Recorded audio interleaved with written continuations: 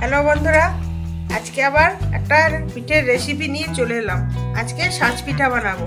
এটা আতপ চালের গুঁড়ো করে নিয়েছি, আর এই যে গরম জল, হালকা উষ্ণ গরম জল দিয়ে আস্তে আস্তে করে চালের গুঁড়োটা মেখে নেব। শীত পড়েছে, প্রচুর শীত। শীতের মধ্যে পিঠে খুবই ভালো লাগবে। এইভাবে অল্প অল্প জল দিয়ে গুলে নেব। দেখুন, এইভাবে গুলে নিতে হবে। এবার স্বাদ মতন লবণ দিয়ে দেবো। আজকে আমি কাঠের উনুনে পিঠে করব। উনুনটা ধরিয়ে নিয়েছি। এবার সাজটা বসিয়ে দেব। এখানটা একটু অন্ধকার অন্ধকার আছে।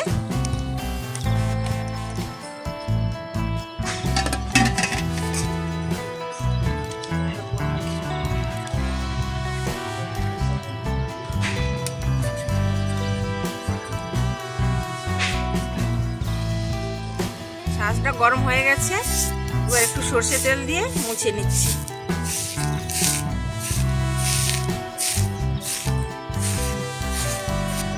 এবার গোলাটা দিয়ে দেবো।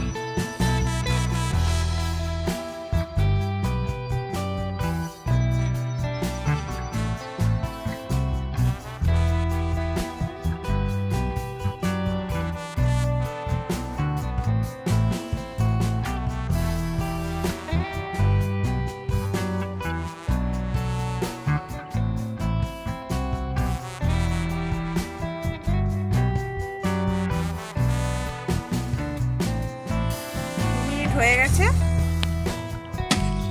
দেখুন কত সুন্দর ফুলেছে। এইভাবে তুলে নেব।